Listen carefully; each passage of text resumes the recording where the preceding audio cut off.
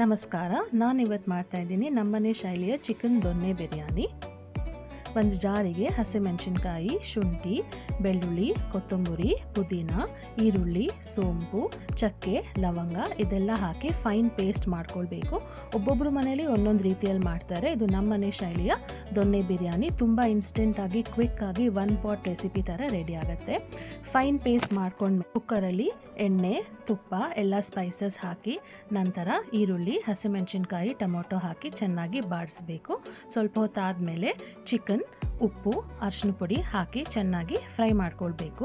ಇದಾದಮೇಲೆ ಇದಕ್ಕೆ ನಾವು ಮಾಡಿಟ್ಕೊಂಡಿರೋಂತಹ ಗ್ರೀನ್ ಪೇಸ್ಟ್ನ ಹಾಕಿ ಸ್ವಲ್ಪ ಹೊತ್ತು ಚಿಕನ್ನ ಅದರಲ್ಲಿ ಚೆನ್ನಾಗಿ ಬೇಯಿಸಬೇಕು.